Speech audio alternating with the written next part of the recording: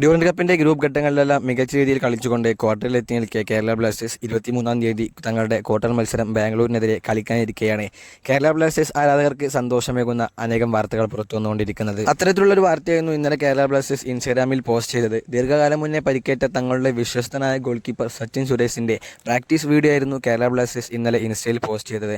അത് കണ്ടപ്പോൾ തന്നെ കേരള ബ്ലാസ്റ്റേഴ്സ് ആരാധകർ എല്ലാവരും സന്തോഷത്തിലേക്ക് ആഴ്ന്നിറങ്ങി. ഇപ്പോഴത്തെ തങ്ങളുടെ ഇനി വരാനുള്ള മത്സരങ്ങൾക്കുള്ള ഡ്യൂറന്റ് കപ്പ് സ്ക്വാഡിൽ കേരള ബ്ലാസ്റ്റേഴ്സ് തങ്ങളുടെ വിശ്വസ്തനായ ഡിഫൻസീവ് മിഡ്ഫീൽഡറായ പ്രബീർ ദാസിനെയും ആഡ് ചെയ്തതായി അറിയാൻ കഴിയും. പ്രബീർ ദാസ് കൂടെ വന്നാൽ കേരള ബ്ലാസ്റ്റേഴ്സിന്റെ ഡിഫൻഡിങ്ങും അറ്റാക്കിങ്ങും വളരെ മികച്ച രീതിയിലേക്ക് ഉയർന്നു വരുമെന്ന കാര്യത്തിൽ യാതൊരു സംശയവുമില്ല.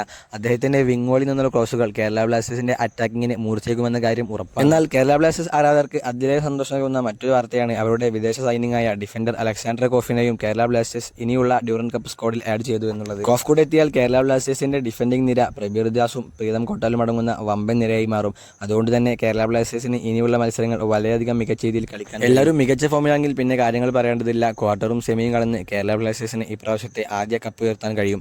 അതുകൊണ്ട് തന്നെ കേരള ബ്ലാസ്റ്റേഴ്സ് ഇനി മുന്നോട്ട് നോക്കുക അവരുടെ ഡിഫൻഡിങ് ഏറ്റവും നല്ല രീതിയിൽ കൊണ്ടുപോകാനാണ്.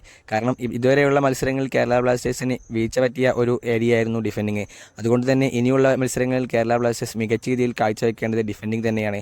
അതുകൊണ്ടായിരിക്കാം ഇനിയുള്ള പുതിയ താരങ്ങളെ കേരള ബ്ലാസ്റ്റേഴ്സ് ടീമിൽ ഉൾപ്പെടുത്തിയത്.